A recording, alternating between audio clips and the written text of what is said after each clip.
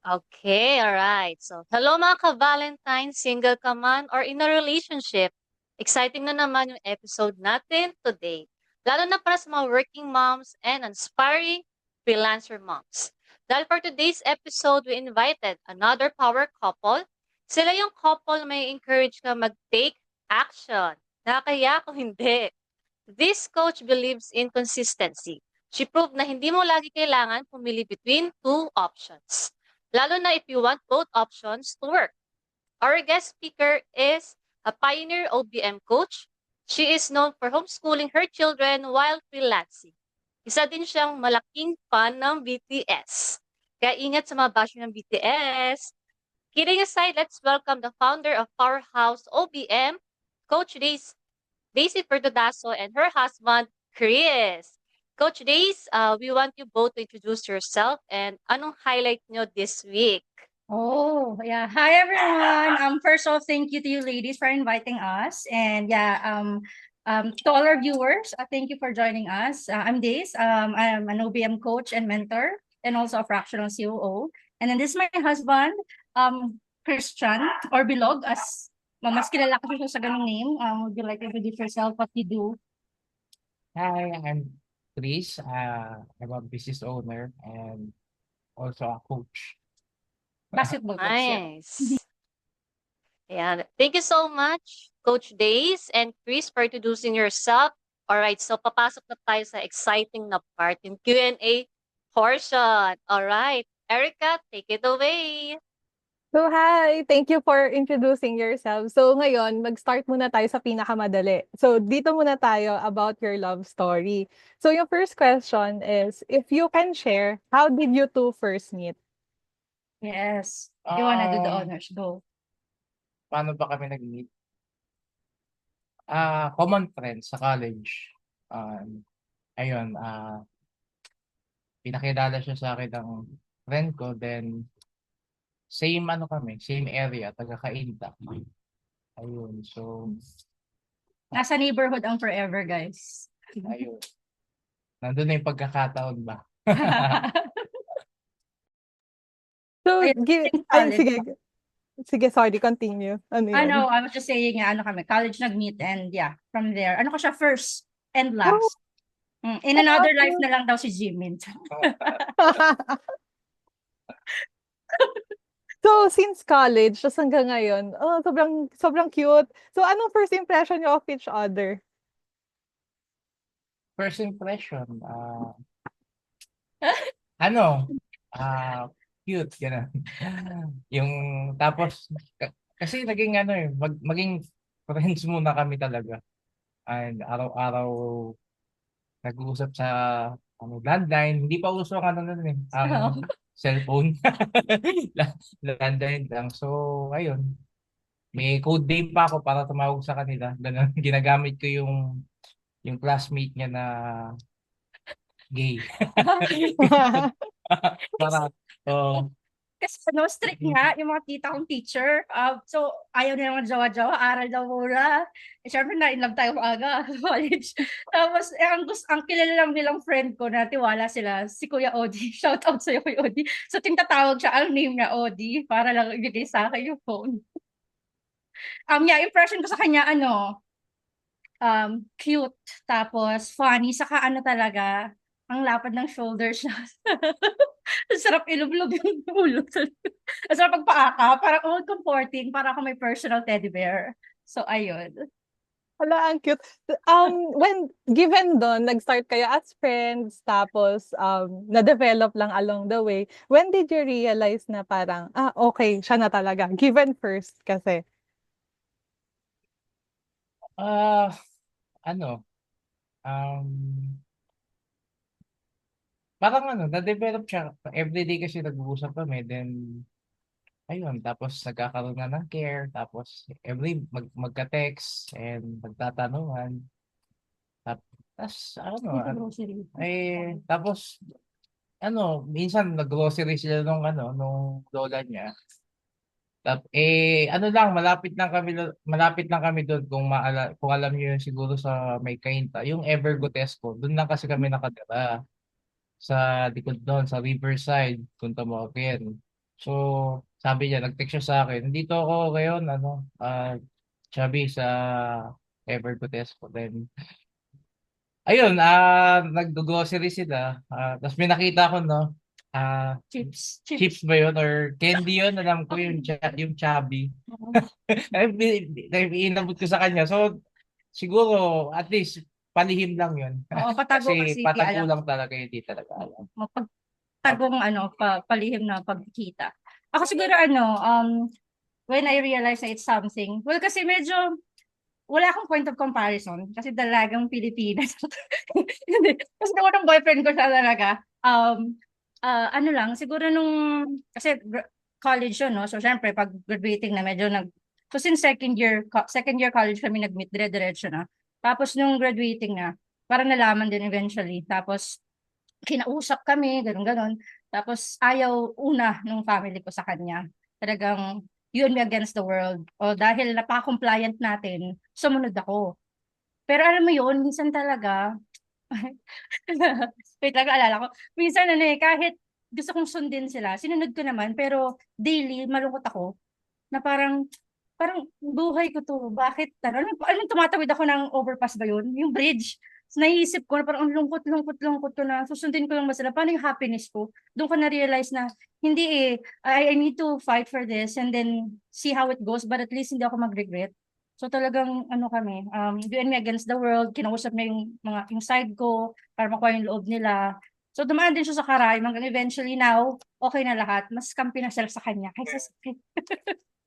Ganun. Naibig eh. Mas doon na sa kabilang side. Oo, totoo. So, ato na. Last question ata actually dito sa first part. So, very important question. Sino ang nag-first move sa inyong dalawa? Yung totoo. Yung totoo, ako, ako talaga yung nag-first move. Siyempre, feeling gentleman ba? Ganun. Pero alam ko na siyempre, yung may gut feeling ako na lagi niya ako ini-entertain and alam ko na, uy, baka pwede ko nang sabihin, gano'n. Yung feelings ko, yung ano ko, ano ko sa kanya, gano'n. Nahuhulog na ba? Gano'n. Ang ganda ni Coach Days, no? Yes, syempre. Kahit go na Ayun. go na tayo, syempre kailangan una sila, no? Ayun, thank you for answering the question. So, I'll turn over na kay Lay for the rest of the question, for the next question. Thank Thank you, you. Erica. Thank you, Coach. Before we proceed dun sa part ko, curious talaga ako kung ano yung side naman ni Coach Daisy nung nag-meet sila ni Chris. Kasi nasabi lang ni Chris, common friend. So, paano ba yun? Like, common friend na pinakilala via text or like in person? How did it happen, Coach Daisy? Yeah, common friend lang naman, same circles, neighborhood sa Riverside. Parang lang nakaka-mingle-mingle pero hindi talaga na-introduce. Parang via yung Yahoo Messenger chat kami talaga na-introduce na ganun. Tapos from there, tinake over niya na, nag-personal DM na. Doon na kami nag-continue. Naalala ko pa pag college, kasi sa PNU ako, normal, kainta, sa layo ng biyahe, ang aga ko. Kasi sabayan ko yung tita ko na pumapasok sa DepEd. So parang alas 5 pa lang, alis na ako ng bahay. Dati nga sa school, alas 6. Alas 8 pa yung klase ko. So maglagi na ako sa computer shop, tapos siya lang yung kachat ko. So doon talaga kami chat, tawag, hanggang sa, yun nga, ano ba na tayo nangyari sa atin? Doon na na-develop. Tapos yun, nag-meet na kami in person. So parang after mga 3, 4, 6 months din na puro online lang na usap. So somewhat, parang digital way kami nagkakilala, although common friends. Pero later na lang namin na-realize, same circles tayo. Friendster. Oh, Friendster. Yeah, Friendster. Ang galing. So parang no, hindi pa uso yung online dating. Nag-online date na kayo. Kaya pioneer tayo. Oo. Okay. Thank you. Coach, paano, hindi. Parang nasagot na to, no, yung paano sila na-develop in the 6-month period. Pero, Coach, curious kami, paano niyo sinusuportahan yung isa't isa? Kasi freelancing and business can be predictable. Especially business owner din po si Chris. Tapos coach din in the sports industry. Paano nyo nasusuportahan yung isa't isa? Pareho kayong business owners. Tapos pareho pa kayong parents. Actually, mas maraming ang oras para i-support yung sarili. Kasi being a freelancer and business owner, di ba parang mas kontrolado natin yung time natin. Then, Mm. pero pag may mga naman siya, may mga commitment, bawa sa client niya, ako nagte-take over ng kids. Like yung kumbaga give and take lang. Pag ako naman, meron akong may mga ginagawa or meetings or kung ano man, siya naman na nagte-take over sa case. So, ayun, give and take lang talaga. Ayun. Mhm. Ikaw, coach, ano sa side mo? I second the motion. Hindi, ganun din. Give and take talaga. Siguro, what I would say is, since more on sa digital side ako, siya kasi yung camp niya, basketball, volleyball, and mga liga, medyo in person, no? So parang, I help him in terms of marketing his business, and then siya nakikinig siya. Although minsan kailangan talagang mag-click sa kanya bago niya implement. And then sa side ko naman, yeah, through yung, like pag may client meetings, alam mo naman yun later, na nagka-work tayo talagang pag may meetings, yung pag maingay, pag tumahimik bigla, alam mo na yun, kinuha na ni Bilog lahat, kinulong na sa kwarto. Ganoon. So talagang, parang he's also communicating with the kids na, oy, pag nasa harap ng laptop si mama, may meeting, doon tayo, di-distract na kaya mag-walk sila or bibili sila sa labas para talagang makafocus ako. So that's what I appreciate din naman talaga na Mhm. since, kasi parang nangyari, ano kami, young parents young Mhm. love, young parents. So talagang lahat ng pinagdaanan namin till now, it grew alongside our growth as a couple. Alam mo yun, pati yung naging business niya, career ko, ano siya very embedded in how we live our lives. Kasi nga, wala naman kanyang asahan. We just really Mhm. need, gusto namin to Gusto namin malaking pamilya. So parang talagang, okay, how can we leverage what we know in the age that we're in para masupport natin itong mga kids. So very embedded dun. And I think what helped is dahil nga, nakita niya ako nagsimula sa ganito, like yung buong journey ko, pan gets niya. Minsan Mhm. siya pa nagsasuggest and whatnot. And ako naman, actually mas parang sigurong the pressure is more on him kasi dahil nakikita ko yung possibility online. For the longest time, pinupupo ko siya, mag-freelance ka na. Hindi talaga siya nagkiklik until nahanap yung perfect opportunity for him to leverage yung skill niya din, which is sport. Kasi ano talaga siya MMA player, Philippine team ng wrestling. So nasa sport. So kahit anong gawin ko, mag-BE ka, mag-FB ad, social media, lahat na ayaw talaga. Pero nung nagkaroon ng opportunity to build his own business using what he's passionate about, dun niya na kusang, ay, okay, kailangan ko matutong mag-ads, ay, mag-edit ng videos, ay, mag-social media, ay, mag-chat GPT. So parang ganun talaga. Very, very aware din sa mga nangyayari in freelancing space, yung how we support each other. Mhm. Thank you, coach. Actually, ang galing ng dynamic nila kasi, di ba, we worked together in the past. And nabanggit mo din sa akin before na parang you don't want to be a traditional housewife kasi you love doing business. And na-amaze ako kasi usually kasi sa Philippines, mahirap yon lalo na sanay yung guys dito na sila yung nurture ng wife. So, ang galing kasi I was listening to Alex and Leila Hormozy last night. Kasi parang silang business owners, diba din? And sinabi dun ni Alex Hormozy na if you want to be a housewife, I would be happy for you to be a housewife. But if you also want to be a business owner, then I would be happy for you to be a business owner. Either way, I would be happy what you want to do and I would support you. And I can see na ganun siya. And it's so rare for a man to take care of kids when the time comes na need talaga ng wife yung nurturing ng dad. And I'm pretty sure na sobrang magiging maganda yung memories nung children when they grow up na both of you have been present despite na pareho kayong business owners kasi usually parang naiiwan na yung mga bata because the parents are busy sa business. Yun, ang galing lang, coach, ng dynamic nyo kasi you made Yeah. it work, no? Kahit na Really. magkaiba kayo ng ng line. Yeah, sabi ko nga before, talagang siguro if may keywords na nangyari sa amin, even though we're young parents, it Mhm. was the owning up to the life we chose and the intentionality. Kasi I started the path of freelancing because we wanted to homeschool. And not Mhm. making it happen is not an option. So talagang clear yung goal, we don't know how, pero we know na kailangan mangyari to. And then we just pick up the pieces along the way. And then nag-work naman. And to be honest, I won't be able to do what I do kung wala siya sa background Mhm. supporting me. Oh, kikilabutan ako, coach. Kaya hindi kaya din importante din talaga na parang yung naniniwala din ako diyan, coach, yung accountability and ownership of what kumbaga hindi kayo nag-blame ng iba. Instead, you found a way to make it work and that actually made you both successful in your own way. So, ang galing.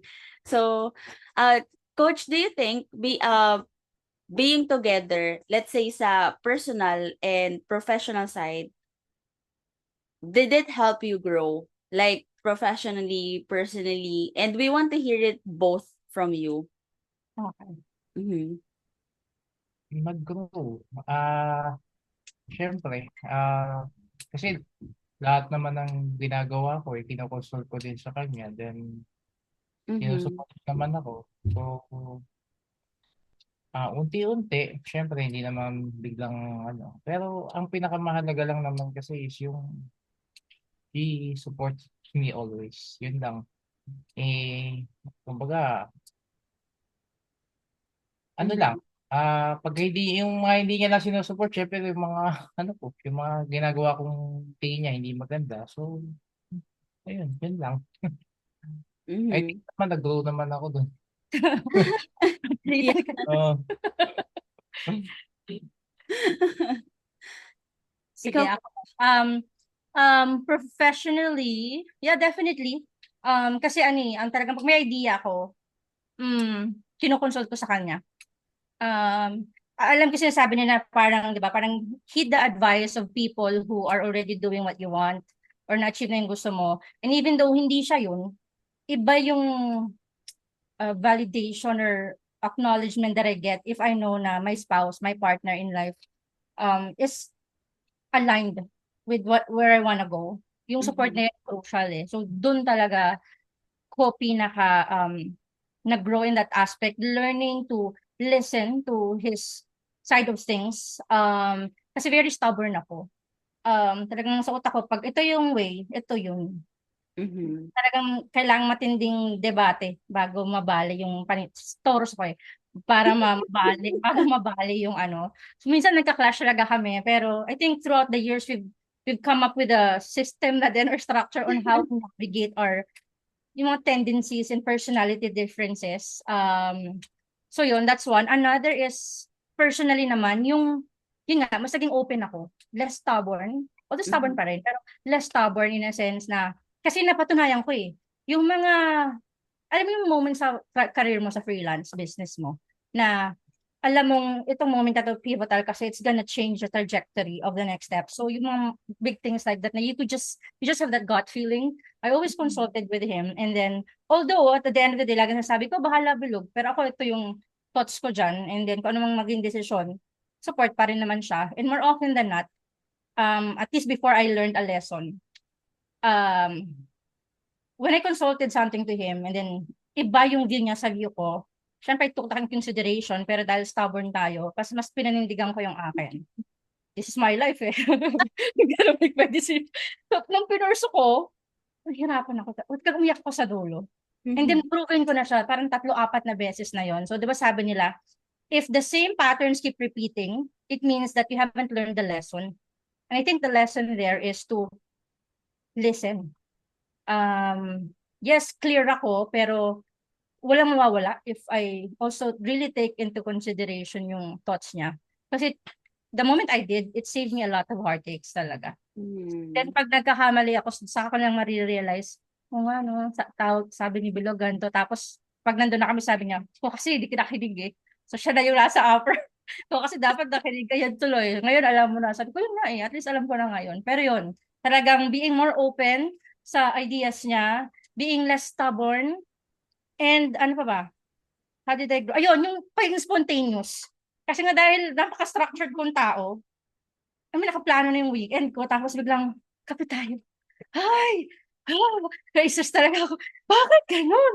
Akala ko nasisira yung ano ko, pero I learned to let go of control and that structure and be more open to spontaneity. And yeah, naging less stress din ako siguro in that way. So yun yung naging ambag. I don't know the term. Yun yung natutunan ko talaga na parang ano, parang chill. Nobody died. May bukas pa. Oh, that's so nice, Coach. If we may ask, anong zodiac sign ni Chris? Kasi 'di ba ikaw Taurus, siya po anong zodiac sign niya? Capricorn. Oh, Capricorn! Erika! Kaya pala may feel good si si Chris. And napaka-supportive niya, Capricorn. When Earth meets Earth. Ang galing, Coach, kasi ang galing, gustong-gusto ko yung point na sinabi mo na usually sinasabi nila, you listen to people who are already ahead of you. Pero ikaw, na ang natutunan mo is to listen to your husband. Ang nakikita ko kasi dito, Coach, kasi kung meron mang ibang magmamahal sa'yo, bukod sa sarili mo, it's your partner in life and in crime. Kasi he would always want the best for you. Kasi ikaw na yung pinili niya and the same din sa'yo pagdating sa kanya. Ang saya, Coach. Ang saya, Coach, kasi ito yung first time namin na nag-interview kami ng may kids na involved. Kasi si Coach Mark and si Coach Harry, kumbaga sila pa lang in life. Okay. Pero kayo, Coach, curious kami, paano nyo hinahandle yung disagreements bilang may mga anak na kayo? Paano yung na-handle yung disagreements? Sa akin, hindi ko alam yung word na disagree sa kanya. Oo. Kasi mahirap kumontra kung kaya mong magkaroon ng bagyo no sa lugar niyo. Huwag ka na, kumbaga, mag-agree ka na lang palagi, ganun. Grabe siya. Diba? Katalawa yun. So, to elaborate. Hindi, ano talaga, true naman yun. Syempre, meron talagang disagreements, hindi lang sa work, sa personal life, decisions with the kids. Ang ano na lang siguro, ang na-learn namin sa isa't isa, I don't know if you would agree, pero ako, parang hindi namin sinasabayan yung isa't isa. Lalo na ako. And I think, nakahelp yung personality niya. Kasi, pag mainit na talagang ulo ko, alam niya na. Tapos, minsan, depende sa, iba yung atake niya minsan, hindi ako sasabayan, lalayo siya, minsan, sasabayan niya ako, pero malambig na, tingin ka sa akin.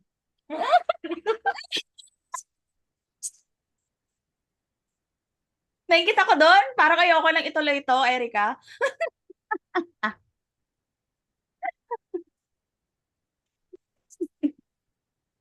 Coach, nawala yung sound niyo.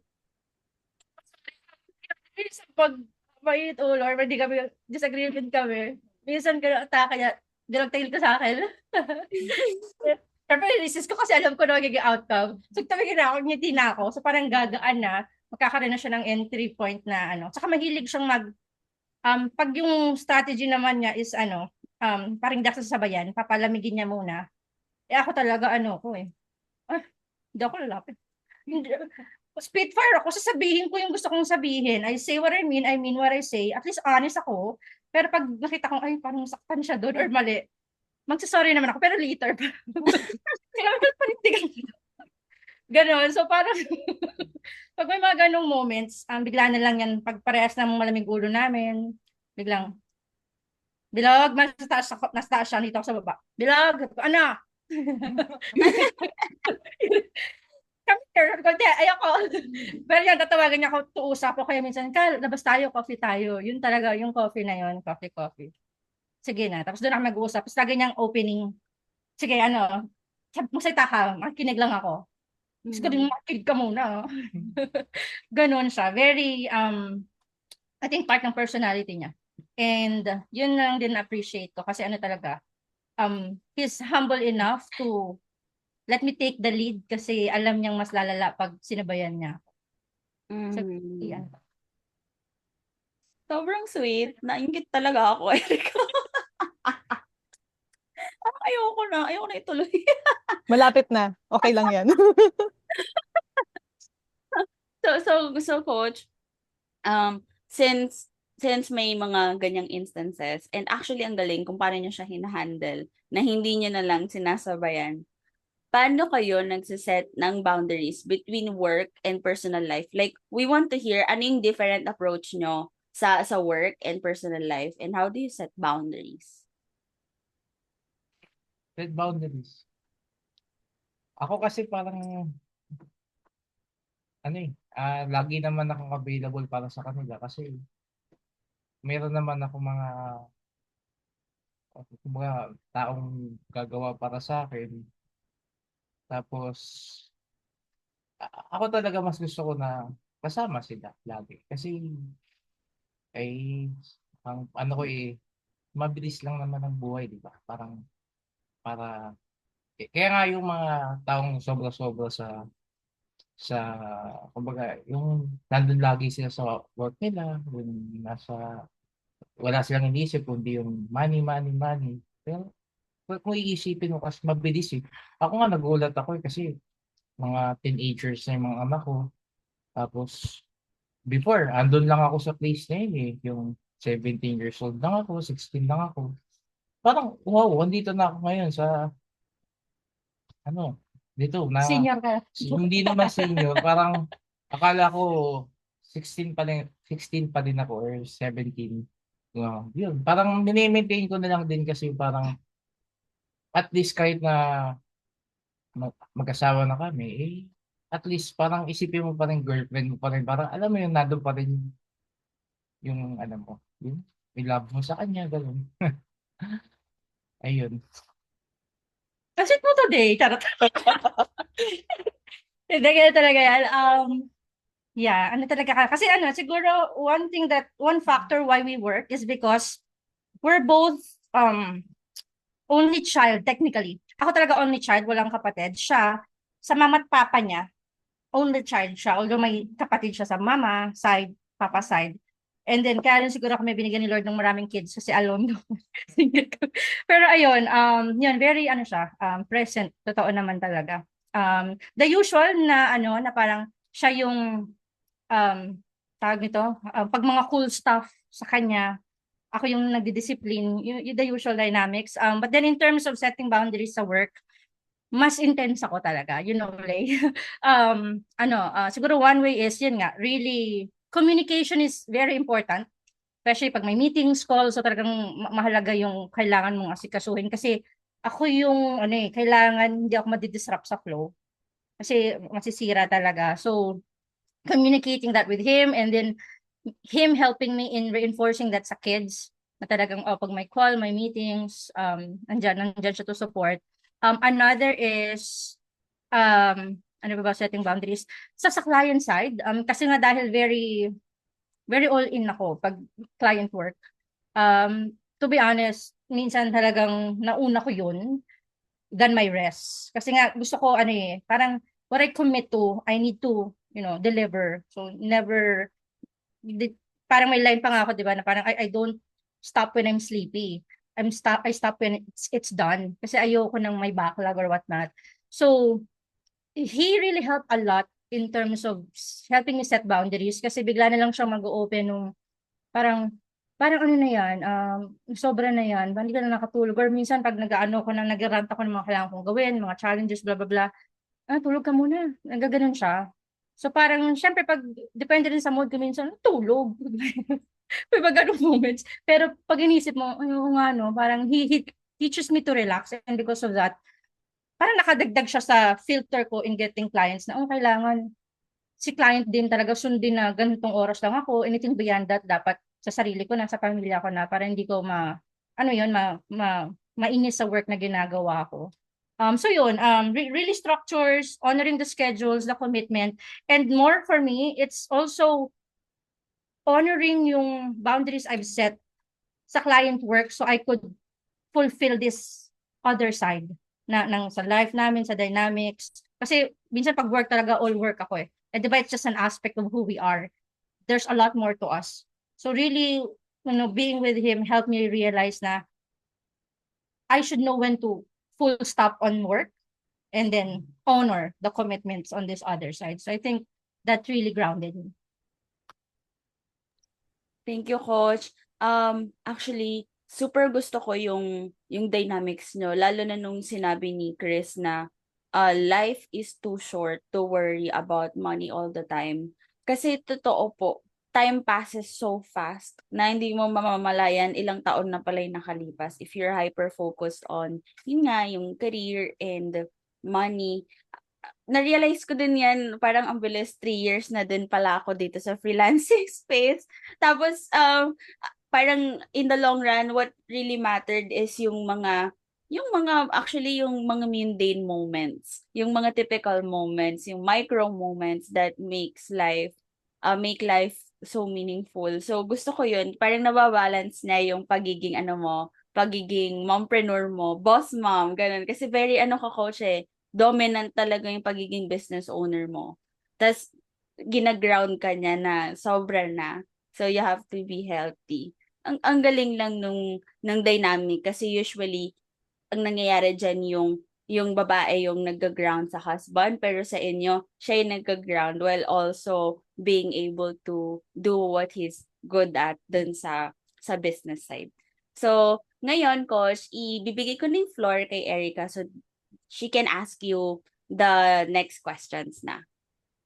Ayan, Okay. thank you, Lay. So, first question ulit here. Anong favorite thing nyo about each other? Ayan. Bakit ba na ayaw nila sumagot? Wait lang. Na-caught off guard tayo dito. Favorite thing? Ano ba? Ayusin mo yan.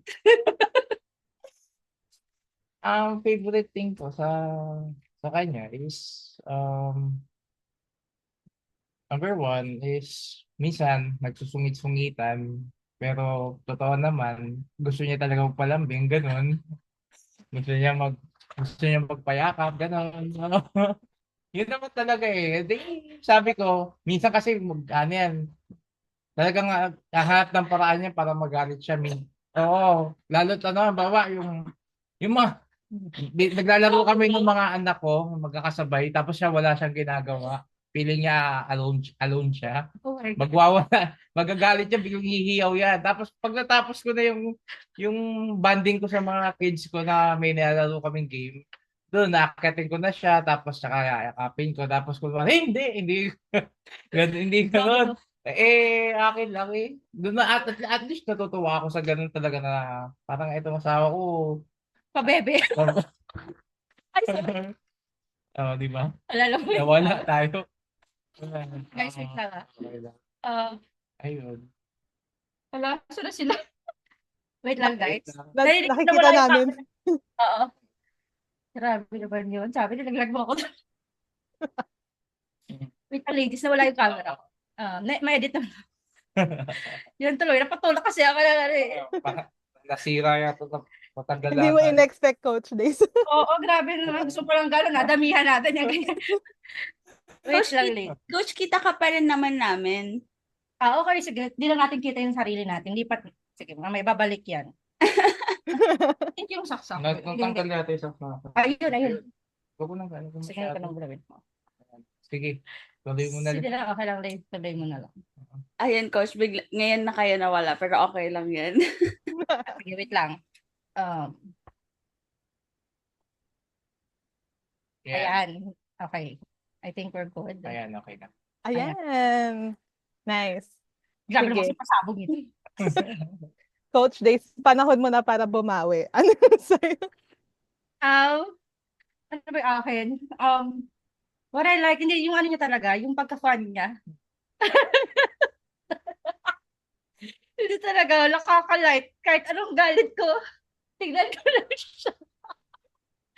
Parang parang, this is my person, parang gano'n. Kahit inis ko, basic. Kasi at the end of the day, hindi mawawala talaga yung away, lalo na sa mag-asawa. Kasi, love is a choice eh.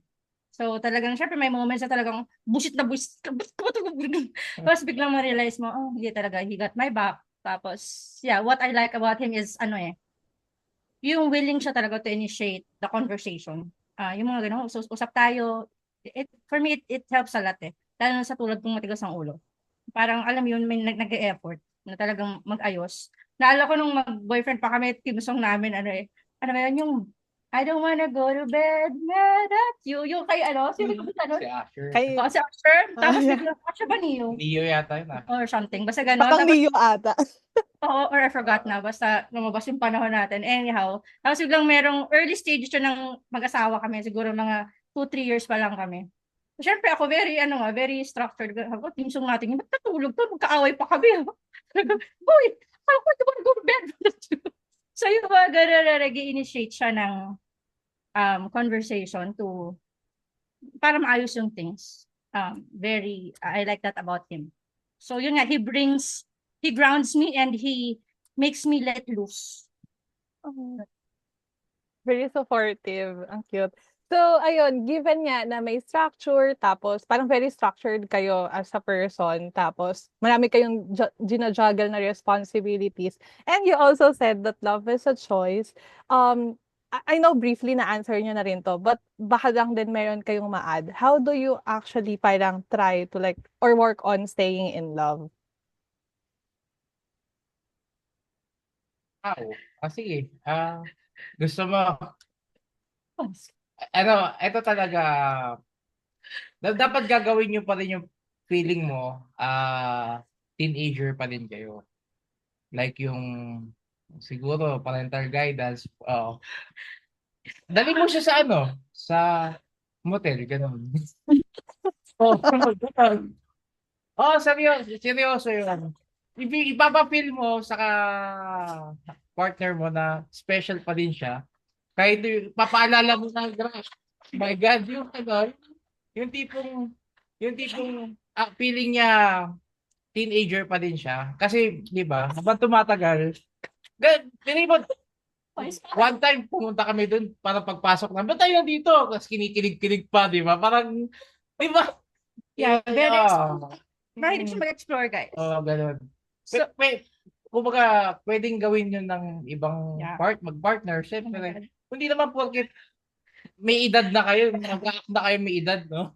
Hindi naman ganun. Tsaka, mas doon, like yung sa amin, may mga kids kami sa bahay. Maraming kumakatok, maraming lumalagabog, di ba? At least doon tayo maging dalawa lang. yeah. Ayan. Oo. Ito, topic. Totoo yun. Minsan, totoo naman kasi with the kids, talagang minsan, kailangan ng couple time, bebe time. So talagang nag-initiate siya ng ganun. And yung cousin niya kasi, manager sa isa sa sikat na kaya meron kaming black card. Tapos biglang next, sabi ko, ay, mahal dito, parang maganda rin Airbnb. So, palipat-lipat kami sa ganun. Either that or mag-Airbnb kami na kami lang, na parang sasabihin ng kids, masan kayo? Hindi kayo uwi? Saan kayo? Sa condo? Meron download na app, yung Life 360. May kita ko nasan kayo. Sabi ko, ano natin dyan? Oh my God. Pero yun, in short, keep the fire burning. So alam nyo na, bakit anong anak ko? Nakakaloko. Naman. Walang filter. Yan ang sikreto, guys. Yan ang secret talaga. Ituloy lang yung love niyo. Ganun. Ayan. Diba, lalo tayo merong, hindi, ayoko na, medyo, na yun. Sige. Sige, if ever, Coach Days, sa Chris, do you think feelings are enough to meet halfway? Or better ba na may natural compatibility in terms of, kunwari, love language, core values nyo, vision, goals, ganyan? Lahat na. From the top. Ulit, Derek, so ulit. Sige. Yung question is, sa tingin nyo ba, enough yung feelings to meet halfway or parang to make the relationship thriving? Or better ba na parang bukod sa feelings, meron kayong natural compatibility in terms of, kunwari, same kayo ng core values, same kayo ng, or parang similar ng love language, vision, goals in life, mga ganon. Yan.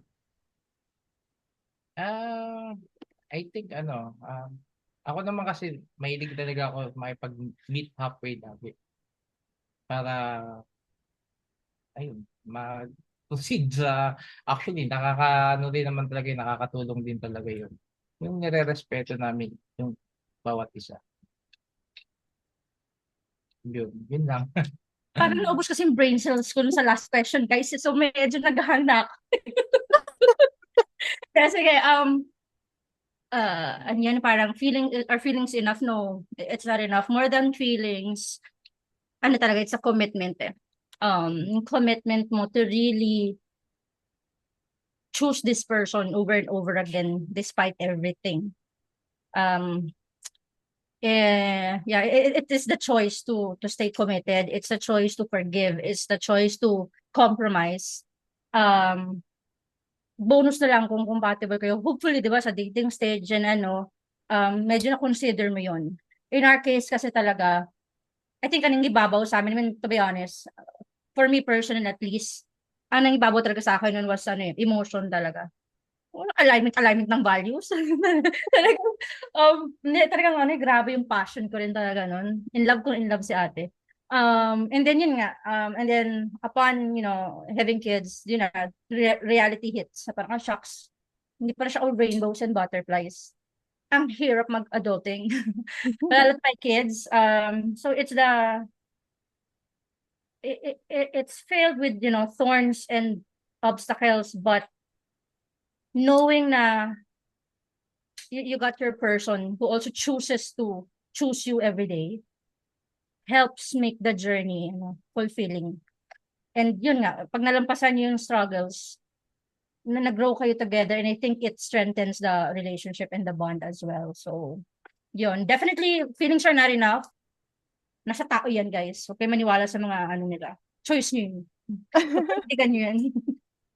Ayan. So we have two last questions na. So yung una doon is, if you could give one piece of advice about relationships, ano yon? About the relationship. Yeah, sa mga iba. Sa iba, Advice sa ibang tao. Advice mo to others. para matuloy yung kumbaga, number one, ito, wag ka wag ka nang titingin sa iba. Ayun. Kumbaga,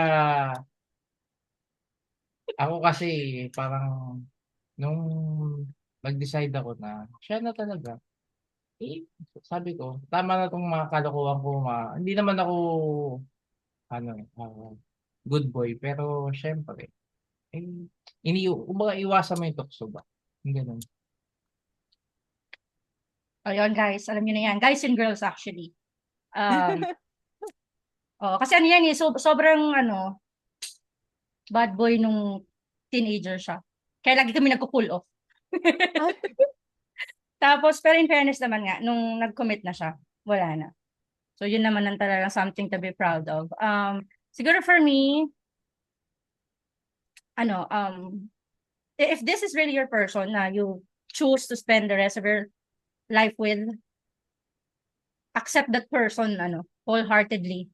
Hindi lang yung gusto mo.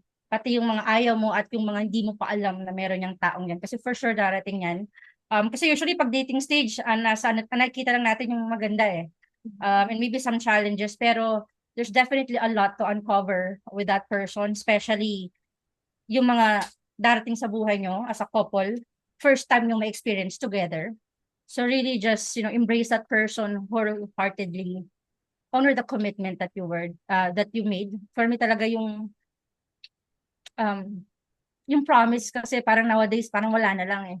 Pero for me, it's something na I hold to the highest regard na you fulfill whatever you promise. And honesty, maliban sa accountability, honesty would also come into play in a sense na pag di na kaya, communicate that. kesa ano yung nagtatago hanggang sinungaling-sinungaling ka na. Just, commitment, accountability, and being honest on things about you, and then communicate that with your partner. Kasi if talagang kayo, that person will see beyond that and instead will support you and uplift you to get past certain challenges. So, yun. And yung mga nasa dating stage ngayon, guys, isa to sa observe ko kasi di ba parang, lalo na for me, kasi dahil na first boyfriend ko siya, parang G na G ako, na parang, paano ba yung relationship, blah, blah, blah. Swerte na lang din talaga ako. I do think na I ended up with him kasi nag-swak yung personality namin and he honored his word. Pero I think, to the young ones, to the younger than me, individuals out there, don't rush. Kasi you're also in the path of knowing more about yourself So feeling ko talaga, work on yourself. Para when you know more about yourself and you've grown into this really strong individual, you'll attract also quality people. Especially with the fact na that person hopefully will be who you'll stick with until the end. I don't know about you guys, pero ako talaga, commitment is very important. So, yun. Medyo madami akong sinabi, pero summarize nyo na lang. ChatGPT, guys. Ayan, thank you. Actually, medyo nasagot yun na yung last question. Pero baka lang din may gusto kayong i-add. Yung last question is, kung meron kayong parang biggest lessons na natutunan while doing business on your own, na parang nakatulong in terms of how you see love, how you see parang kung ano yung meeting yung goals yung moving forward and so on. Parang ganon.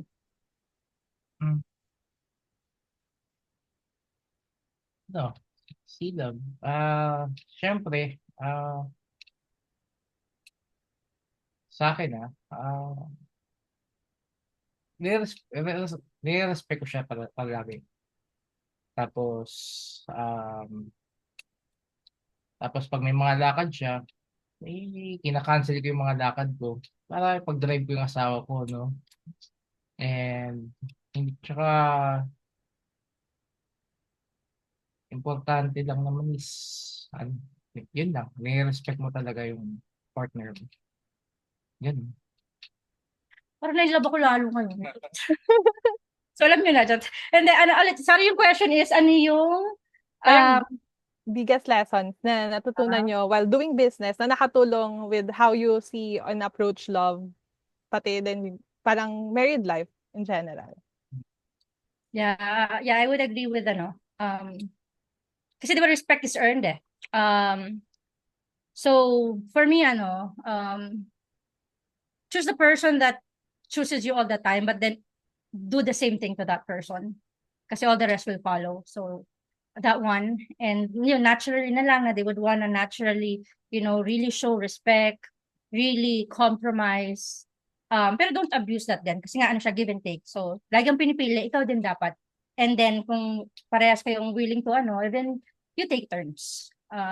But yeah, talaga, respect, honesty, open communication.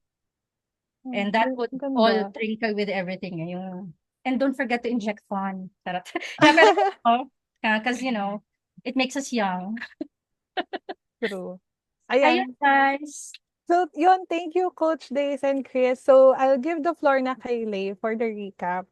Ayan, thank you. May question ako. Pwede ba kami magtanong? Ay, Ako, na-distract pa rin kayo. sige. Parang nagulat. Sige, ano yan? Tayo sa ganyan. Ano lang, siguro, what would really be nice for us is, like, kung meron kayong top takeaway, being na you are younger than us. And para nasa ikaw relationship, Erica, the other ladies here are searching or waiting or something, focusing on themselves. Is there any one thing that really resonated with you with what we've shared in our journey so far? Yun lang. So, sino gusto mauna? Sige, ako na lang mauna. Sobrang gusto ko yung last part na parang choose the person who chooses you and do the same. Kasi parang, we tend to parang through experience we tend to invest a lot on different people tapos minsan disappoint hindi na reciprocate and whatnot pero unspoken expectations kasi yon but when we parang start paying attention to the people na parang pinipili din tayo nag-exert din ng same effort might as well leverage kasi parang in a way na-reciprocate nami-meet din yung needs mo and vice versa you can actually allot yung mga parang alat yung resources mo, energy mo dun sa person na yun. So, yun yung like first one. Tapos another one is, yung love is a choice. Parang everyday, parang you need to make that choice. And although mahirap, parang continuous siyang work na kailangan mong gawin and kailangan yung i-work on moving forward. So, wala na akong naisip na pangatlo. Pero yun yung sa akin, dalawa. Thank you, Erica. Sige.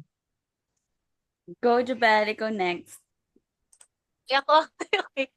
Siguro yung number one sa akin, yung tip ni Coach Days na you have to work on yourself muna para you attract yung aligned person for you. Kasi sa totoo lang, ang dami kong pinagdaanan in the past few years and yung mga na-attract kong mga people, usually hindi sila align sa akin. So, I end up na, broken. Ganon. So, ngayon, nag-work on myself pa ako and then I try new things to discover more myself. So, hopefully, ma-attract ko yung right person sa akin na align talaga. And yun din, yung choose people who choose you kasi sa totoo lang sayang yung energy mo kung ikaw lang yung nag-work sa any kind of relationship, friendship, jowa man yan, or sa family mo, talagang kailangan give and take siya kasi ikaw yung mauubos in the end. So, ayun. Love it. Thank you, dear. Ako, Okay. Coach, medyo malalim yung akin. Coming from a broken family.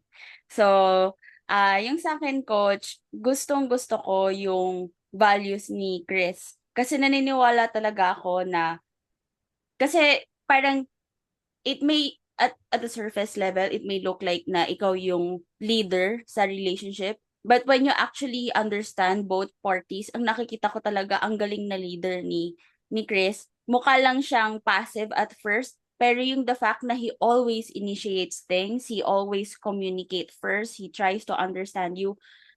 Wala na yung ganyang skill ngayon. Hindi ko na siya nakikita ngayon sa guys. Hindi ko na siya nakikita, Coach. And as someone na who came from a broken family na hindi ko naman sinasabi na hindi ko gusto yung qualities na ito sa guys, no?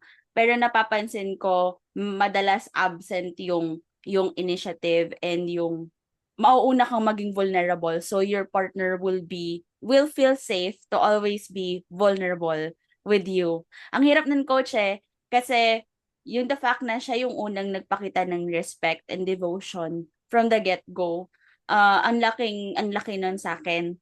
Kasi matagal akong mag-warm up sa relationship over the years, coach. Ang tagal kong mag-warm up for me to trust you and all. Pagka kasi hindi ko nakita yung devotion na yon from the get-go, hindi ako nagsistay. Kasi for me, what you see is what you get. And hindi ako naniniwala talaga na nagbabago yung tao para sa iba because they change for themselves, not for you. Kung mahal ka talaga niya, magbabago siya kasi gusto niya nasa tabi ka niya, not because of you, but because it gives him that happiness. So yung ganun, coach. So yun yung take ko doon. Oh, thank you, Lay. Ayun, coach. Proceed na ako doon sa recap. Bale, ano ba yan? Nahiya tuloy ako. Kasi ngayon ko lang binoise out yung ganong ka-deep nung akin. So, gusto ko, coach, yung nag-start kayo ng slow burn in 6 months na nag-uusap muna kayo. Tapos, pinakita talaga ni Chris nung una pa lang na pag gusto kang ligawan, walang strict parents, he will find the way to court you in his own ways. So, also, do what makes you happy kasi that is your life. So, you don't regret anything. Kasi nga, life is short. Pag mahal ka, meron talagang give and take and it would flow smoothly. Kasi pareho kayo nagre-reciprocate doon, regardless kung anong gender nyo. And life is short not to be present in life. So money comes and goes, pero yung being present in life, isa siyang malaking privilege. And also, young love um can work if both parties are willing to work on it. Kasi maraming nag-start ng young love pero hindi nila sustain because hindi sila willing mag-work together to make sure na, yun nga, the fire is burning, the love is there, and pareho kayong committed with each other. Tapos, to stay in love, ayun nga, you have to do things na kahit na kala mo pang teenager lang yun, pero actually, that would make you be stronger and stay more in love and be better parents. Kasi kayo mismo, you feel each other's cup so that you can feel your kids' cup then. And feelings are not enough kasi you have to be committed in choosing the person over and over again despite the challenges. Dapat willing kayong mag-compromise kasi nasa tao yon, choice na yon. And gusto ko yung huwag ka nang tumingin sa iba. Pag nag-commit ka, iwasan mo na yung tukso. Doon ka na lang dun sa person na yon. And last but not the least, second pala to. Gusto ko yung sinabi ni coach na if you choose someone, accept them wholeheartedly. Kasi madalas, we want to change the person pag nakita na natin yung mga bagay na hindi natin gusto sa kanila. Pero it doesn't really work that way. So, accept them for who they are regardless kung may pangit, may maganda. Tapos, you honor the commitment that you made. You fulfill the promise you made. Pag hindi na kaya, you communicate it. You be honest. Pag kayo, the person will see you past that. So, and that's what it is. Gusto ko to, coach, yung respect, honesty, open communications, and fun. So, hindi mo tinanggal yung fun. Kasi it makes you both young and in love. So, yun yung mga takeaways ko, coach. Sobrang ganda nung episode natin, especially may kids na kayo. So, go na, Jubel. May sasabihin natin sila, coach. Sige, Hindi, coach. parang Ano yun? nag-flashback lang yung journey namin. Parang, ganun pala natin. Hindi, parang nakakatuwa lang na parang kasi minsan di ba sa daming responsibilities, syempre focus kami in securing na, the family is stable and strong. So parang nakakatuwa lang din mag-reflect on how far we've gone, at least, relationship-wise. And I think the kids are, especially my daughters, parang they're setting their standards based on what they see with us. So I think a healthy relationship between the parents is really very helpful and beneficial, especially kung may kids na kayo. And it makes us more responsible parents in a way, knowing na parang kami yung benchmark ng magiging future partners itong mga anak namin. So pag may mali kami, especially since we homeschool, open talagang communication din sa kids. Sabihin nila, papa, ganyan, mama, ganyan. Parang biglang nagiging aware ka na, baka kailangan ko itong ayusin. So, thank you lang din, ladies, for allowing us to reminisce. Share our not so. Sige. Yeah, thank you. Pero enjoyed it. Thank you. Ikaw, enjoy mo. Yes, Chris, baka you have things that you want to say. Okay. Alis na daw kami after. Sige, go. Birthday kasi nung Birthday ni Riley today. So, later. Oh, happy birthday! Happy birthday, Riley! Happy birthday! Yeah, thank you so much, Coach Days and Chris. Yung mga kids for sure, they will never settle for less. So, mga partners nila in the future. For sure, yeah. Okay, so ayan, closing na tayo, guys. Maraming lessons ulit today. Nakakatuwa kasi marami tayong babaunin, lalo na para sa mga nanay at mga future moms. Thank you so much for sharing your story, wisdom, and tips. Before we end this, where can we follow you? May mga exciting offers ba kayo this year, Coach Days? Oh, yes, definitely. If you're someone who's interested to know more about operations business management or becoming an OBM, or maybe just want to systemize your business to increase efficiency sa business nyo to save time and become more productive, feel free to join my community, Powerhouse OBM freelancing community on Facebook. Lahat ng updates ko doon sa mga webinars, classes. We have one tomorrow, free masterclass on the systems that you need to help you scale your business. So join na lang kayo guys. And of course, you could connect with me on my socials din naman. Just search for Days Vertudas. Alright. Okay guys, ayan ha, follow nyo na si Coach Days sa kanyang Instagram and Facebook account at Days Vertudaso, and join na rin kayo sa kanyang group and then FB page, Powerhouse OBM. Alright. So, marami kayong wisdom na makukuha kay Coach Pala, I Days. can share And too. ayun pala, Oo. by the way, si Chris din pala. Okay, sure. Okay, so sa mga parent dyan na may boys and girls na gusto mag-basketball and matuto ng core values, please follow our FB page, Pass and Shoot Academy for basketball and Filipino Volleyball Academy for volleyball. Tapos Alright. sa mga TikTok na mga bata dyan, follow me at TikTok sa Coach Chris V. Yun lang. So, Yan. yun, marami ng followers yun at marami na ring viewers yun, umabot na ng million. So, at least makatulong ako sa inyo. Alright. So, TikToker ayan guys, sa amin. pakipollow. Yes.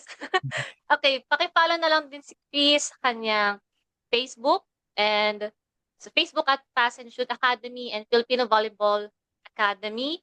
And sa TikTok, Coach Chris V. Ayan, bongga. So, marami kayong wisdom makukuha from Coach Days and kay Chris na din. So, maraming salamat, Coach Days and Chris. And for the listeners, thank you for hanging out with us. Please don't forget to follow our channels, MJN Social Suite on all platforms. We give you tips about social media and content creation. That's it for today. See you in the next episode. Ciao! Thank you guys. Bye-bye. Happy Valentine's. Thank you. Bye. Happy Valentine's!